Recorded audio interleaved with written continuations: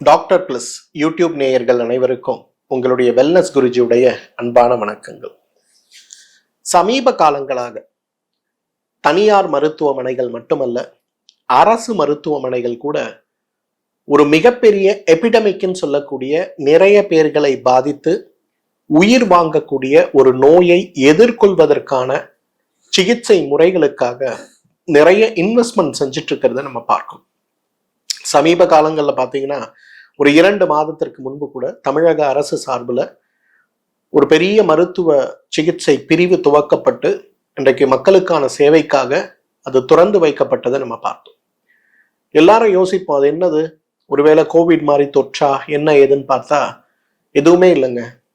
நான் alcoholic liver சிரோசிஸ்ன்னு சொல்லக்கூடிய குடிப்பழக்கம் இருப்பவர்களுக்கு ஏற்படுகின்ற ஈரல் நோய் அல்ல, குடிப்பழக்கம் இல்லாதவர்களுக்கும் ஏற்படுகின்ற ஈரல் நோய்க்கான சிறப்பு சிகிச்சை பிரிவுகள் இன்றைக்கு மிகப்பெரிய அளவுல கவனத்தை ஈர்த்து அதற்கான சிகிச்சை முறைகள் பெரிய அளவில் இன்றைக்கு கொண்டு வரப்பட்டிருக்கிறத பார்க்கும். நமக்கே ஆச்சரியமா இருக்கும். நிறைய பேர் உடல் சரியில்லைன்னு மருத்துவமனைக்கு செல்லும் போது முதல்ல பார்க்கும்போது ஒரு ஸ்டேஜ் 1 ஃபேட்டி லிவர் அல்லது கிரேட் 1 ஃபேட்டி லிவர்னு சொல்லப்படும் போது யாருமே அதை பெருசா எடுத்துக்கிறது கிடையாது. 5 வருடத்திற்கு பிறகு அது கிரேட் 2 மாறும்போது மருத்துவர்கள் கொஞ்சம் கவனமா இருங்க அப்படின்னு ஒரு எச்சரிக்கை விடுக்கிறத பார்க்கும். திடீர்னு நம்ம கை கால்லாம் வீங்க ஆரம்பிக்குது, வயிறு வீங்க ஆரம்பிக்குது, உடல்ல ஏதோ பாதிப்பு இருக்கு, சோர்வு அதிகமாகுது, என்னன்னு போய் பார்த்தா லிவர் சிரோசிஸ்ன்னு சொல்லக்கூடிய ஈரல் நோய் உங்களுக்கு வந்துருச்சு, இதை குணப்படுத்துவதற்கு மருந்தே கிடையாது, ஈரல் மாற்று அறுவை சிகிச்சை தான் செய்யணும்னு ஒரு பெரிய குண்டை தூக்கி நம் தலையில் போடுவதை நம்ம பார்க்கணும். அப்ப இன்றைக்கு ஈரல் நோய் குடிப்பவர்களுக்குத்தான் வரும் அப்படிங்கிற தவறான எண்ணத்தில் இருந்து நாம் வெளிப்பட வேண்டும். இன்னைக்கு குடிப்பவர்களுக்கு வருகின்ற ஈரல் நோயை விட குடிப்பழக்கம் அற்றவர்களுக்கு வரக்கூடிய, குறிப்பாக பெண்களுக்கு வரக்கூடிய ஈரல் நோய் மிகப்பெரிய அளவு இன்றைக்கு கவனத்துக்கு நாம் எடுத்துக்கொள்ள வேண்டிய நோயாக இருக்கிறத பார்க்கணும். ஈரல் நோய் ஏன் நமக்கு ஏற்படுது? 5 பெரிய காரணங்கள் ஈரல் நோய் ஏற்படுவது. ஃபர்ஸ்ட் என்ன தெரியுமா? யாரெல்லாம் சரியா தூங்கலையோ அல்லது தூக்கத்திற்கு முக்கியத்துவம் கொடுக்கலையோ உங்க எல்லாருக்கும் ஈரல் நோய் வரும். நம்ம யோசிப்போம், ஈரல் நோயெல்லாம் ஒரு 45 வயசு 50 வயசுல வரும். துரதிருஷ்டவசமாக இன்றைக்கு ஈரல் நோயெல்லாம் ரொம்ப யங்கா இருக்கக்கூடிய குழந்தைகளுக்கு கூட வரதை பார்க்கிறோம். 18 வயது 19 வயது குழந்தைகள் கூட இன்றைக்கு ஈரல் நோயோட வருவதை பார்க்கிறோம். ஸோ ஈரல் நோய் நம்ம யாரை வேணா தாக்க முடியும். குறிப்பா தூக்கமின்மை நோயினால் அவதிப்பட்டு கொண்டிருப்பவர்களையும், தூங்க முடியவில்லை நைட் ஷிப்ட்ல இருக்கக்கூடிய அனைவருக்குமே இன்றைக்கு ஈரல் நோய் வருவதற்கு வாய்ப்பு இருக்கு. நீங்க ஏதாவது சாப்பிட்டு தான் உடம்புக்கு எடுத்துக்கணும்னு அவசியம் கிடையாது. பெரிய அளவுல இன்றைக்கு பாதிப்பு நமக்கு உருவாவதற்கு வாய்ப்புகள் இருக்கு. ரொம்ப கவனத்தோடு இதை நம்ம பார்க்கணும். ஈரல் நோய் அப்படிங்கிறது தூக்கமின்மை அப்படிங்கிற ஒரு காரணத்தால் ஏற்படுவதற்கு வாய்ப்பு இருக்கு. 2வது, இன்னைக்கு உணவு முறைகள் மாறி போச்சுங்க. நம்ம எல்லாருமே என்ன பண்றோம், ஹோட்டல் உணவுகளை அதிகமாக சாப்பிடுகின்ற ஒரு கலாச்சாரத்துக்குள்ள போயிட்டோம். இன்னைக்கு நான் தினசரி பார்க்குறேன், என்னோட வீட்டில இருந்து கோடம்பாக்கத்தில் இருக்க என்னோட ஆஃபீஸ் வரத்துக்குள்ள குறைந்தது நான் சென்னையில் இருக்கக்கூடிய 4 நாட்கள்ல ஏதாவது ஒரு இடத்துல ஒரு ரெஸ்டாரண்ட்டோ ஒரு டீ ஷாப்போ ஓப்பன் ஆகிட்டே இருக்கிறத பார்க்குறேன்.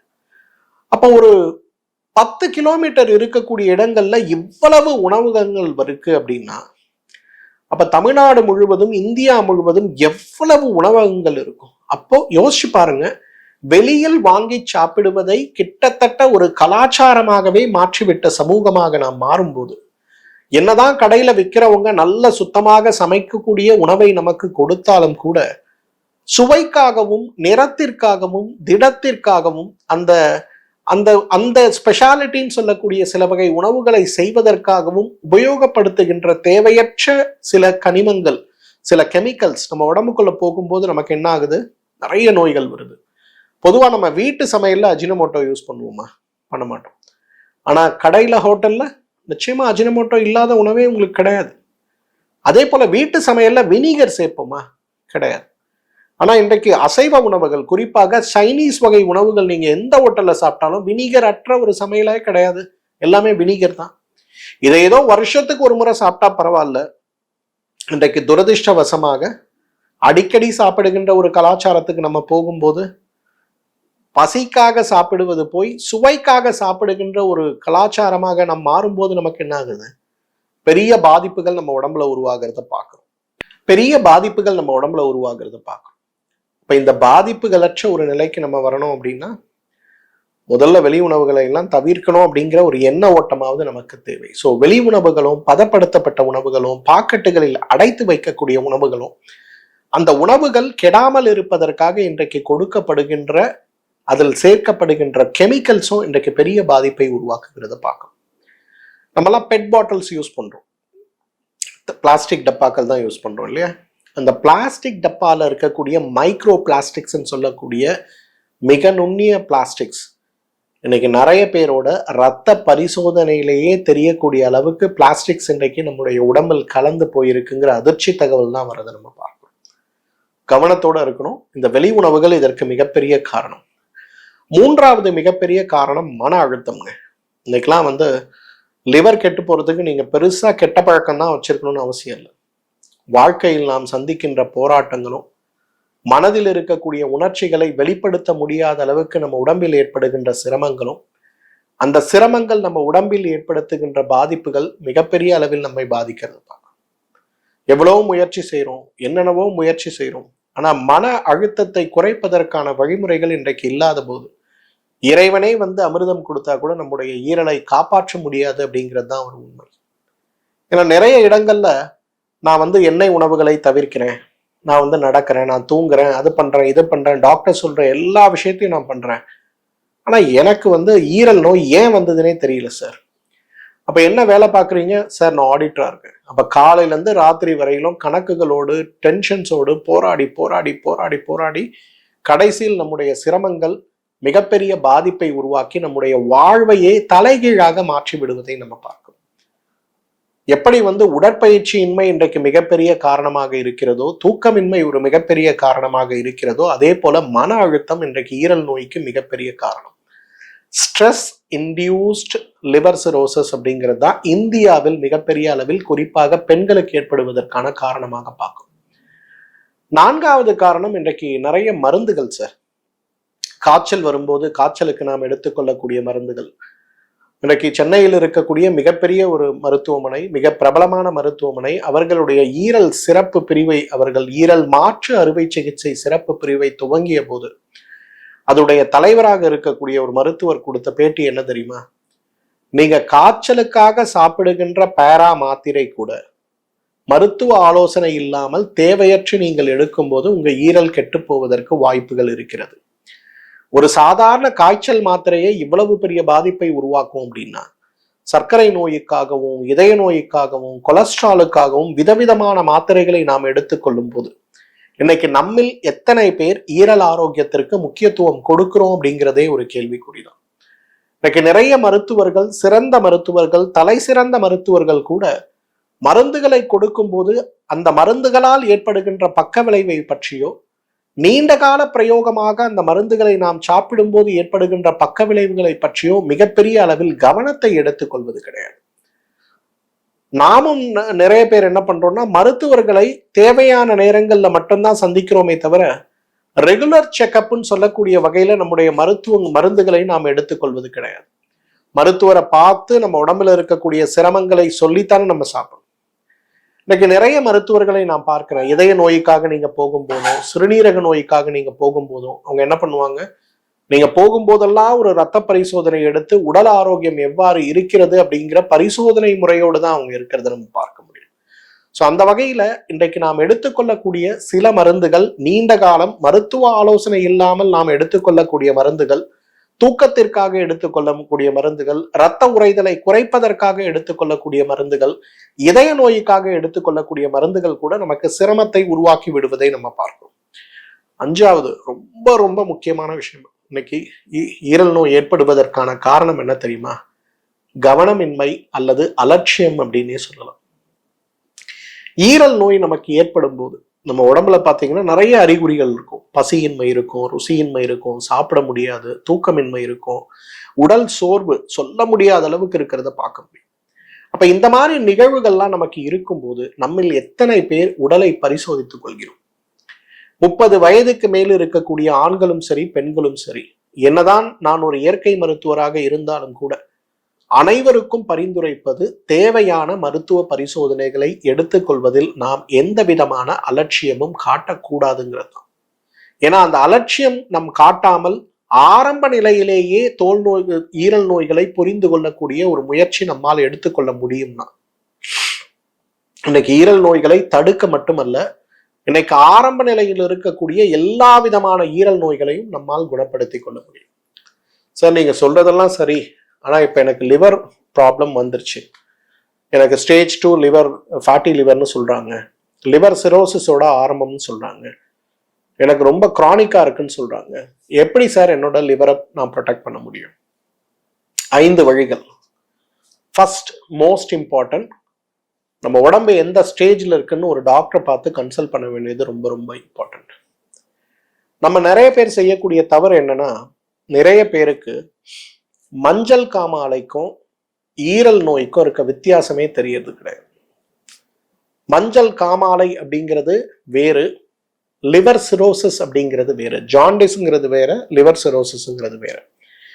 அப்ப நீங்க ஒரு டாக்டர் கிட்ட போறீங்க, அவர் பாக்குறாரு உங்களோட லிவர்ல ஃபேட் இருக்கு, ஸ்டேஜ் 2ல இருக்கீங்க, கொஞ்சம் கேர்ஃபுல்லா இருங்கன்னு சொல்லும்போது, நீங்க கிடுகிடுன்னு வீட்டுல சொல்லும்போது, வீட்டுல பக்கத்துல இருக்கவங்க இல்ல யாரோ ஒருத்தர் என்ன பண்ணுவாரு, கீழாநெல்லி அரைச்சி சாப்பிடுங்க, ஏதோ ஒரு மூலிகை சொல்லி சாப்பிடுங்க அப்படின்பாரு. நாமளும் அந்த மூலிகையை சாப்பிட்டுட்டு இது நமக்கு உதவி செய்யும் அப்படின்னு நினைச்சிருவோம். ஆனா அப்ஸ்ட்ரக்டிவ் ஜாண்டிஸ், ஹீமோலைட்டிக் ஜாண்டிஸ்ன்னு சொல்லி மஞ்சள் காமாலையிலேயே நிறைய வகைகள் இருக்கு. ஹெப்படைட்டிஸ் பி இன்ஃபெக்ஷன்ல இருந்து நிறைய வகைகள் இருக்கு. அப்ப எதுனே புரிஞ்சுக்காம நம்ம ஒரு மருந்து சொல்யூஷனா சாப்பிடும்போது நமக்கு எதிர்பார்த்த பலன் கிடைக்காமல் போவது மட்டும் இல்ல, நம்முடைய ஈரல் இன்னும் பாதிப்புக்கு உள்ளாக்கி ஈரல் நோயோடு போராடக்கூடிய ஒரு நிலையை நாம் அடைந்து விடுவதை பார்க்கிறோம். இன்னைக்கு நிறைய பேர் இயற்கை மருத்துவத்தின் மேல் குறை சொல்லக்கூடிய அளவுக்கு வச்சிருக்கிறதுக்கு காரணம் என்னன்னா, யாருமே உடம்புல இருக்கக்கூடிய நோய் என்னன்னு புரிதல் எடுத்து அதன் பிறகு முறையான ஒரு இயற்கை சிகிச்சைக்கு போறது கிடையாது.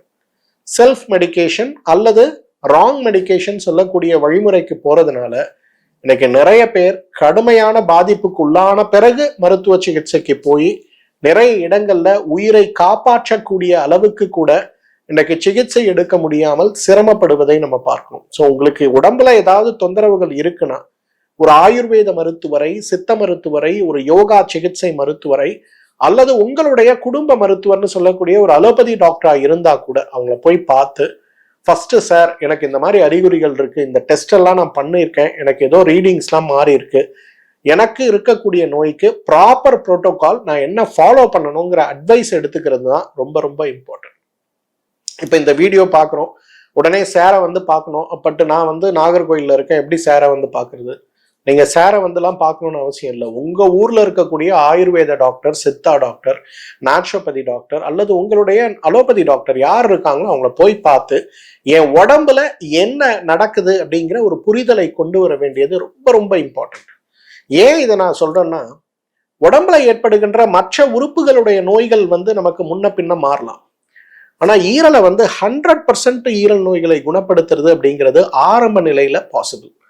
நம்ம அந்த ஆரம்ப நிலையை விட்டுட்டு 4ஆம் நிலை 3ஆம் நிலைன்னு வரும்போதுதான் அது நமக்கு பெரிய பாதிப்பை உருவாக்குறத பார்க்கிறோம். ஸோ ஃபர்ஸ்ட் நம்ம செய்ய வேண்டியது, முழுக்க முழுக்க செய்ய வேண்டியது டாக்டரோட கன்சல்டேஷன். இது ரொம்ப ரொம்ப அவசியம். யாரோ ஒரு டாக்டர் போய் ப்ராப்பர் கைடன்ஸோட உங்க உடம்ப புரிஞ்சு நோயை அணுக முடியுமான்னு பாருங்க. Second detox. ஏன் இந்த டீடாக்ஸ் சொல்றேன்னா, இன்னைக்கு வருஷத்துக்கு ஒரு முறை யாரெல்லாம் ப்ராப்பர் டீடாக்ஸ் எடுத்துக்கிறீங்களோ அவங்களுக்கு ஈரல் நோயே வராது. இது ரொம்ப பெரிய ஒரு உண்மை. நான் என்னோட 25 வருஷம் அனுபவத்துல பார்த்திருக்கேன். நிறைய பேர் கரெக்டா 6 மாசத்துக்கு ஒரு முறை இயர்லி ஒன்ஸ் என்ன பார்ப்பாங்க. சார் எனக்கு அந்த ஒரு வாரம் மருந்து கொடுங்க சார், நான் அந்த 6 நாளைக்கு அந்த நெய் மருந்தை சாப்பிட்டு 7th டே பேதிக் மருந்து எடுத்துக்கிறேன் சார். அது எடுக்கும் போது என்ன ஆகும்னா, உடம்புல இருக்கக்கூடிய எல்லா கழிவுகளும் உடம்பை விட்டு வெளியிடும். லிவருக்கு அப்படியே ஒரு புத்துணர்வு கிடைக்கும். நம்ம வீடு இருக்கு, யோசிச்சு பாருங்க, நம்ம வீட்டை எப்படி ஒரு 2 years or 5 years ஒன்ஸ் நல்லா கம்ப்ளீட்டா செவரெல்லாம் சுரண்டி எடுத்து நல்லா பட்டி பார்த்து ஒரு பெயிண்ட் பண்ணி வீடை அப்படியே பார்க்க புதுசா பலபலன்னு வச்சிருப்போம்னா, எனக்கு 20 வருடம் இல்லை 200 வருடமானாலும் உங்களோட வீடு எவ்வளவு அழகா இருக்கும். அந்த மாதிரிதான் டீடாக்ஸுங்கிறது. 6 நாளைக்கு நெய் மருந்து சாப்பிடணும். உடம்பு வாதமா பித்தமா கபமான்னு பார்த்து, நாடி பார்த்து, வாதத்துக்கு இருக்கக்கூடிய சிகிச்சை, பித்தத்துக்கு இருக்கக்கூடிய மருந்து, கபத்துக்கு இருக்கக்கூடிய மருந்துன்னு பார்த்து கரெக்டா சாப்பிடணும். முதல் நாள் 30 மில்லி, அடுத்து 45, அடுத்து 60, அடுத்து 75, அடுத்து 90, கடைசியா 105 மில்லி அந்த நெய் மருந்தை சாப்பிட்டு பிறகு வந்து 7வது நாள் காலையில பேதிக் மருந்து எடுக்கணும். இந்த 6 நாள் உணவு கட்டுப்பாடு ஸ்ட்ரிக்டா இருக்கணும். 7வது நாள் பேதிக் மருந்து எடுக்கணும். நான் நிறைய பேர்கிட்ட சொல்லியிருக்கேன், இந்த டீடாக்ஸ் எடுக்கிறதுக்கு முன்னாடி உன்னோட லிவர் ப்ரொஃபைல், உன்னோட லிபிட் ப்ரொஃபைல், ஈரல் சார்ந்த எல்லா டெஸ்ட்டும் நீங்க எடுங்க. ஒரு வயிறுக்கு ஒரு ஸ்கேன் கூட எடுங்க. நீங்க 7 நாள் முடிஞ்ச பிறகு, 7th டே முடிஞ்ச பிறகு 8th டே போய் டெஸ்ட் பண்ணி பாருங்களேன். உங்க லிவரோட ஷேப்பு, உங்க லிவரோட சைஸு, உங்களோட என்சைம்ஸு, உங்களோட பிளட் டெஸ்ட் எல்லாமே மாறி போயிருக்கிறத பார்க்க முடியும். அப்போ ஒரு 7 நாள் வருஷத்துக்கு ஒரு முறை நம்மளால டீடாக்ஸ் எடுக்க முடியும்னா இன்னைக்கு ஈரல் நோய்களை பற்றி நம்ம கவலைப்படவே வேண்டாம். பெரிய அளவுல ஈரல் நோயை குணப்படுத்த முடியும். ஏன்னா இன்றைக்கு ஈரல் நோய்கள் குணப்படுத்த முடியாத நோய்கள்னு சொல்றது ஒரு பக்கம் இருந்தாலும், ஈரல் நோயை வராம தடுக்கிறதுக்கு நான் என்ன பண்ணணும் அப்படின்னா நிச்சயமா டீடாக்ஸ் ரொம்ப அவசியம். யாரெல்லாம் குறைஞ்சது 6 மாசத்துக்கு ஒரு முறை பேதிக் மருந்து எடுக்கிறாங்களோ அவங்களுக்கு ஈரல் நோயே வராதுங்கிறது, அதாவது உடலியல் காரணங்களால, உணவியல் காரணங்களால வராதுங்கிறது உண்மை. தொற்றுக்களால் வரக்கூடியது நம்ம தடுக்க முடியாது. ஆனா லைஃப் ஸ்டைல்ல, நம்மளோட ஹேபிட்ஸ்ல வரக்கூடிய நோய்கள் எதுவுமே வராதுங்கிறத நம்ம புரிஞ்சுக்கணும். 3வது ரொம்ப இம்பார்ட்டன்ட் ஆனது, இன்றைக்கு ஈரல்ல ஏற்படுகின்ற எல்லா விதமான நோய்களையும் தடுக்க, வயிறெல்லாம் பானை மாதிரி வீங்கிருச்சு சார், லிவர் சிரோசிஸ்ன்னு சொல்றாங்க, அசைட்டிஸ்ன்னு சொல்றாங்க, உள்ள இருக்கக்கூடிய நீரே வெளியில போக மாட்டேங்குது, அப்பப்ப குத்தி குத்தி உள்ள இருக்கக்கூடிய நீரை வெளியில எடுக்கிறோம், மாற்று அறுவை சிகிச்சை செஞ்சுதான் ஆகணும்னு சொல்றாங்க, ஆனா செய்வதற்கான உடல் பலம் இல்லை, உடல் தாங்குமானே தெரியல, ரொம்ப சீரியஸான கண்டிஷன்ல இருக்கும். எப்படி சார் நம்ம ஈரலை காப்பாத்துறது? இன்னைக்கு பசும் கோமியத்திலிருந்து எடுக்கக்கூடிய ஒரு மருந்துங்க, கோமூத்திர அர்க்கம்னு சொல்லுவோம். இன்னைக்கு பசுங்கோமியம் நல்லதா இல்லையான்னு நிறைய விவாதங்கள் நடந்தாலும் அறிவியல் பூர்வமான ஆராய்ச்சி அப்படிங்கிறது ஒரு விஷயம் இருக்கு. இன்னைக்கு சயின்டிபிக்கா பசுங்கோமியத்தை அப்படியே குடிக்கிறது கிடையாது. ஒரு 100 லிட்டர் பசுங்கோமியத்தை ஒரு பாத்திரத்துல போட்டு அதை நல்லா சூடு பண்ணுவாங்க. சூடு பண்ணும்போது அது ஆவியா வெளியில வந்து அதை கண்டென்ஸ் பண்ணி எடுக்கக்கூடியதுக்கு தான் அர்க்கம்னு பேர்.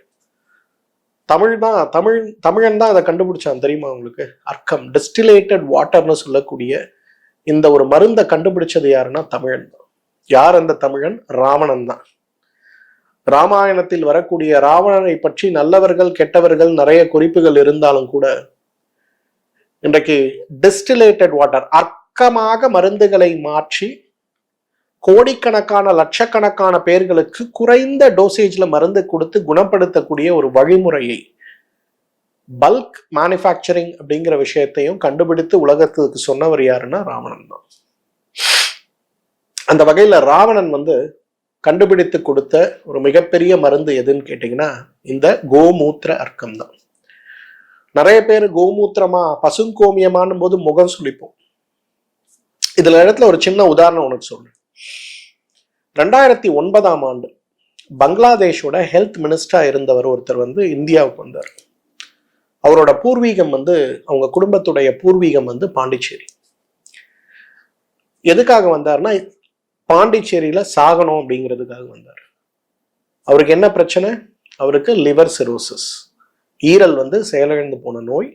அதுக்காக அந்த டைம்ல வந்து பெரிய ஹாஸ்பிட்டல் சிங்கப்பூர்லாம் போய் சர்ஜரிலாம் பண்ணி எல்லாம் பண்ணிட்டாங்க.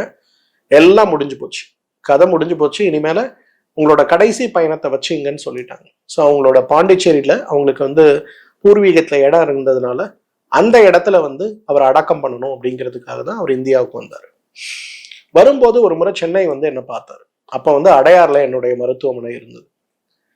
அப்ப அவர் வந்து பார்க்கும்போது ரொம்ப நம்பிக்கையோடலாம் வரல, யாரோ ஒருத்தரோட ரெஃபரன்ஸ்ல மட்டும் வந்தார். அப்ப அவரோட நாடியெல்லாம் நான் பார்த்துட்டு அவருக்கு வந்து இந்த கோமூத்திர அர்க்கத்தை நான் மருந்தா கொடுத்தேன். அவருக்கு வந்து ஒரு வருத்தம், இது வந்து எனக்கு உதவி செய்யாதுன்னு தெரியும், பட் குடும்பத்தோட கம்பல்ஷன், நான் சாப்பிட்றேன் சார் அப்படின்னாரு. பண்ணுங்கன்னு சொல்லிட்டு கூட உணவு முறைகள், வாழ்வியல் முறைகள்லாம் சொல்லி கொடுத்தேன். வரும்போதே பார்த்தீங்கன்னா ஒரு வயிறுல வந்து கிட்டத்தட்ட ஒரு 3 லிட்டர் அளவு தண்ணீரும், கைகள் கால்கள் முகமெல்லாம் வீங்கி போய், ஏன்னா லாஸ்ட் ஸ்டேஜ் அப்படின்னும் போது ரொம்ப மோசமான நிலையில தான் வந்தார். பட் அவருக்கு நான் அந்த கோமூத்திர அர்க்கத்தை கொடுத்து காலை 20, மதியம் 20, மாலை 20ன்னு சொல்லி 60 மில்லி அளவுக்கு அதை சாப்பிடுங்க, என்ன உணவு முறை தேவையில்லைங்கிறத நான் டீட்டெயிலாக அவருக்கு சொல்லி கொடுத்தேன். ஒரு வாரம் கழிச்சு திருப்பி வந்து என்னை பார்த்து என்கிட்ட சொன்னாரு, சார் எனக்கு வந்து 3 சேஞ்ச் வந்தது இந்த ஒரு வாரத்துல. நம்பர் 1, என்னால ஒரு வாய் சாப்பாடு கூட சாப்பிட முடியாது, உமட்டல் வந்து வாந்தி எடுப்பேன். எனக்கு இந்த ஒரு வாரம் இதை சாப்பிட ஆரம்பிச்ச பிறகு வாந்தியே இல்லை. என்னுடைய காலையிலயும் நைட்லயும் பானை மாதிரி வீங்கி இருக்கும், என்னோட விதப்பையில வீக்கம் இருக்கும். ஆனா இந்த ஒரு வாரத்துல அந்த வீக்கம் வந்து ஒரு 50% குறைஞ்சதை நான் ஃபீல் பண்றேன். யூஸ்வலா 3 நாளைக்கு ஒரு முறை 4 நாளைக்கு ஒரு முறை வயத்துல இருந்து 1 லிட்டர் 2 லிட்டர் நாங்க தண்ணீரை டாப்பிங் பண்ணுவோம். ஆனா அந்த 1 வீக் நாங்க டாப்பிங்கே போல, எனக்கு வயிற்றுல இருக்க நீர் வந்து குறைஞ்சு போயிருக்கு. எப்படி இது சாத்தியம் அப்படின்னு கேட்டாரு. இதுதான் சாத்தியமான விஷயம். ஏன்னா இதை நம்ம செய்யும் போது உள்ள இருக்கக்கூடிய கழிவுகள், குறிப்பாக உள்ள தேங்கி கிடக்கக்கூடிய விஷயங்கள் உடலை விட்டு வெளியேற்றப்படும் போது நமக்கு மிகப்பெரிய அளவுல அந்த மாற்றம் ஏற்பட்டது அப்படின்னு சொன்னோம். இப்ப பாத்தீங்கன்னா கிட்டத்தட்ட அவரை நான் பார்த்து 15-16 வருஷம் ஆச்சு. இன்னைக்கும் அவர் இருக்காரு, நல்லா இருக்காரு. இன்னைக்கும் அந்த கோமூத்திர அர்க்கம்னு சொல்லக்கூடிய அந்த பசுங்கோமியத்தை டிஸ்டில் செய்து எடுக்கக்கூடிய மருந்தை சாப்பிட்டு இருக்காரு.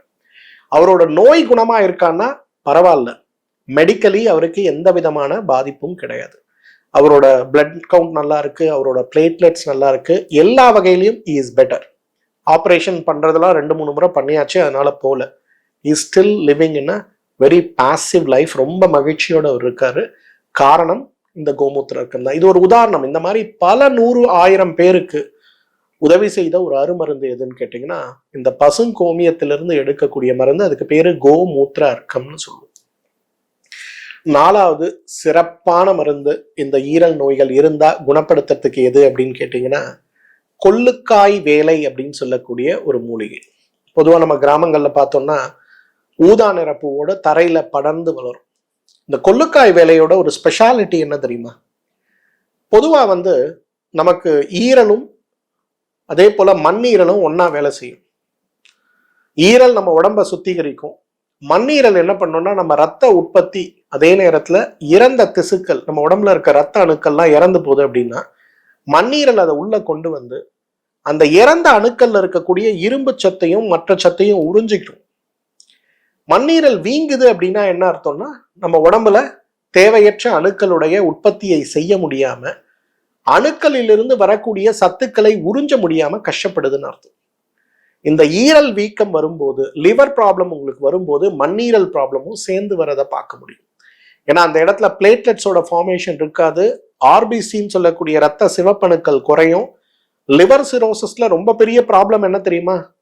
பெரும்பாலும் மரணம் சம்பவிக்கிறது எங்க வரும்னா இன்டர்னல் ப்ளீடிங்ல தான் வரும். ஏன்னா பிளட் வந்து கிளாட் ஆகாது. பிளட் கிளாட்டிங்க்கு நீங்க மருந்தும் கொடுக்க முடியாது. கொடுத்தீங்கன்னா அது பிளட் கிளாட் அதிகமாகி ஸ்ட்ரோக்கோ அல்லது அதுவே பாதிப்பை ஏற்படுத்தும். ஆனா இந்த கொள்ளுக்காய் வேலையுடைய மிகப்பெரிய ஸ்பெஷாலிட்டி என்னன்னா ஈரலையும் பாதுகாத்து மண்ணீரலையும் பாதுகாத்து லிவர் மட்டுமல்ல, லிவர் செய்யக்கூடிய வேலைகள்ல இருக்கக்கூடிய தடைகளால் ஏற்படுகின்ற பக்க விளைவை மாற்றக்கூடிய ஒண்டர்ஃபுல் ஹெர்ப் எதுன்னு கேட்டீங்கன்னா கொள்ளுக்காய் வேலை தான். நம்ம சொல்லுவோம் வந்து நமக்கு ரொம்ப பெஸ்ட் எது அப்படின்னு பாத்தீங்கன்னா கீழா நெல்லியை சொல்லுவோம். ஆனா கீழா நெல்லியை விட 1000 மடங்கு ஈரலை காப்பாற்றக்கூடிய, ஈரல் வீக்கம், ஈரல் சுருக்கம், மண்ணீரல் வீக்கம், மண்ணீரல் சுருக்கம் சார்ந்த நோய்களை நீக்குவதற்கு கொள்ளுக்காய் வேலை மிகச்சிறந்த மருந்து. 5th ஆனா பெஸ்ட், இதுவரையிலும் உலகத்துல ஆயிரக்கணக்கான ரிசர்ச் பண்ணி பெரிய அளவுல ஈரலை காப்பாற்றக்கூடிய மருந்தாக இருக்கக்கூடிய மற்றும் ஒரு மருந்து எது தெரியுமா? கடுக ரோகிணின்னு சொல்லக்கூடிய மற்றும் ஒரு மூலிகை. இந்த கடுக ரோகிணியை பொறுத்தவரையிலும் இதற்கு பீத ரோகிணின்னே பேர். ஈரல் வந்து ரொம்ப மோசமாகும் போது என்ன ஆகும் தெரியுமா? மோஷன் வந்து வெள்ளையா போக ஆரம்பிக்கும். ஹலீமக்கம்னு சொல்லுவோம். மஞ்சள் காமாலையை பத்தி நம்ம எல்லாருக்கும் தெரியும், மஞ்சளாக உடல் மாறுவது. அதே போல வெண்மையாக உடல் மாறக்கூடிய மற்றும் ஒரு நோய் தான் ஹலீமக்கம்னு சொல்லுவோம். வெள்ளை காமாலைன்னு சொல்லுவாங்க. எல்லாம் மஞ்சள் காமாலை சொல்ற மாதிரி வெள்ளைக்காமாலைன்னு சொல்லுவாங்க. வெள்ளைக்காமாலைக்கு இன்று வரை மாடர்ன் மெடிசன்ல மருந்தே கிடையாது. ஆனா இந்த வெள்ளை காமாலை நோயுடைய சிரமத்தை மாற்றி உடலை பலப்படுத்தக்கூடிய மிகப்பெரிய சிறந்த அருமருந்து எதுன்னு பாத்தீங்கன்னா கடுகு ரோகிணி தான். ஸோ உங்களுக்கு எந்த வகையான ஈரல் நோயாக இருந்தாலும், தொற்றினால் ஏற்பட்ட ஈரல் நோய், காயங்களால் ஏற்பட்ட ஈரல் நோய், இன்றைக்கு ஏதோ உணவுனால ஏற்பட்ட ஈரல் நோய், பரம்பரையாக ஏற்படுகின்ற ஈரல் நோய், இன்றைக்கு மஞ்சள் காமாலையால் ஏற்படுகின்ற ஈரல் நோய், பித்தப்பைகளுடைய பாதிப்பால் ஏற்படுகின்ற ஈரல் நோய், எந்த வகையான ஈரல் நோயாக இருந்தாலும் அந்த ஈரல் நோயுடைய சிரமத்தை மாற்றுவதற்கு மிகச்சிறந்த மற்றும் ஒரு மருந்து எதுனா கடுகரோகிணி தான். கடுகரோகிணி சாப்பிட்டா என்ன ஆகும்னா லூஸ் மோஷன் ஆகும், பேதி ஆகும். அப்போ ஒரு 2 கிராம் கடுகரோகிணியை காலையிலேயோ மாலையிலேயோ வெந்நீர்ல கலந்து சாப்பிடும்போது நல்ல லூஸ் மோஷன் ஆகும்போது பார்த்தீங்கன்னா மஞ்சள் மஞ்சளா பச்சை பச்சையா உள்ள இருக்கக்கூடிய கழிவுகள் வெளியில போயிட்டே இருக்கிறத நம்ம பார்க்க முடியும். சார் இதெல்லாம் எனக்கு பண்ண முடியாது, simple remedy, effective remedy, prevention cure rejuvenation. எனக்கு ஈரல் நோய் வரக்கூடாது, எனக்கு ஈரல் நோய் இருந்தாலும் குணமாகணும், ஈரல் நோய் வந்துச்சு குணமாயிட்டேன் சார், எனக்கு ஈரல் மீண்டும் புதிய நிலையை அடைந்து ஆரோக்கிய பெருவாழ்வு எனக்கு வேணும்னு நினைக்கிறவங்க இந்த 5 விஷயத்துல ஏதாவது ஒண்ணு பண்ணுங்க. இதை முடியாதுன்னு நினைக்கிறவங்க மருத்துவமனையை தொடர்பு கொள்ளுங்க. யக்ருத் கேர் கேப்சூல்ஸ் சொல்லக்கூடிய மாத்திரை. யக்ருத் அப்படின்னா ஈரல்னு அர்த்தம். யக்ருத் கேர் கேப்சூல்ஸ் சொல்லக்கூடிய மாத்திரையை காலை 2 இரவு 2 உணவுக்கு முன்பு நம்ம எடுக்கும்போது அவ்வளவு நல்ல மாற்றம் ஏற்படுவதை பார்க்க முடியும். ஈரல் பாதிப்பு இருப்பவர்கள், ஸ்டேஜ் 1 அல்லது கிரேட் 1 ஈரல் ஃபேட்டி லிவர்ல அவதிப்படுபவங்க, ஸ்டேஜ் 2ல இருக்கவங்க கூட இந்த யக்ருத் கேர் கேப்சூல்ஸை 2 மண்டலம் 100 நாட்களுக்கு காலை 2 இரவு 2 சாப்பிடும்போது அவ்வளவு அழகாக உள்ள இருக்கக்கூடிய ஈரல்ல இருக்கக்கூடிய மாற்றங்கள் ஏற்படுவதும் 2 மாசம் கழிச்சு நீங்க போய் செக் பண்ணி பார்த்தா கூட உங்க ஈரல் அவ்வளவு பெரிய அளவுல ஆரோக்கியம் அடைந்து இருக்கிறதையும் நீங்க பார்க்க முடியும். அந்த அளவுக்கு சிறந்த மாற்றத்தை நமக்கு அடைய செய்யக்கூடிய மருந்து தான் யக்ருத் கேர் கேப்சூல்ஸ். அப்ப யோசிச்சு பாருங்களேன், இந்த ஈரல் நோயை நம்ம தடுக்க முடியுமா? முடியும். குணப்படுத்த முடியுமா? முடியும். ஈரலை ஆரோக்கியப்படுத்தி தீர்க்க முடியாத ஈரல் நோயோடு நாம் போராடி கொண்டிருந்தாலும் கூட ஆரோக்கிய பெருவாழ்வுங்கிறது சாத்தியம்தான். ஆனா நம்பிக்கையோடு நாம் எடுக்கக்கூடிய முயற்சிகள் தான் அதற்கு ரொம்ப அவசியம். இந்த வீடியோவை உங்களோட ஃப்ரெண்ட்ஸோட ஷேர் பண்ணுங்க. உங்களோட வாட்ஸ்அப் குரூப், உங்களோட யூடியூப் குரூப், யார் கூட வேணா இதை ஷேர் பண்ணுங்க. ஏன்னா இன்றைக்கு ஈரல் நோயோடு அவதிப்பட்டு கொண்டிருக்கக்கூடிய குடும்பங்களும் அந்த நபர்களும் வார்த்தையால் சொல்ல முடியாத அளவுக்கு வேதனைகளோடு சிரமப்பட்டு கொண்டிருக்கிறத பார்க்கணும். அப்ப இதை மாத்தணும் அப்படின்னா நாம் எடுக்கக்கூடிய முயற்சி கூட்டு முயற்சியாக, சமூக முயற்சியாக இருந்தா மட்டும்தான் அது சாத்தியம். அதனால இந்த வீடியோவை உங்களோட கம்யூனிட்டியில இருக்கக்கூடிய எல்லார் கூடவும் ஷேர் பண்ண முடியுமான்னு பாருங்க. இந்த வீடியோ சார்ந்த சந்தேகங்கள் ஏதாவது இருந்தா கமெண்ட் செக்ஷன்ல உங்களோட கேள்வியாக கேட்க முடியுமான்னு பாருங்க. எனக்கு நேரம் இருக்கும்போது அதற்கான பதில் சொல்ல நான் முயற்சி செய்கிறேன். மீண்டும் மற்றொரு நிகழ்ச்சியில சந்திப்போம். அதுவரை உங்களிடமிருந்து விடைபெறுவது உங்களுடைய வெல்னஸ் குருஜி. நன்றி, வணக்கம்.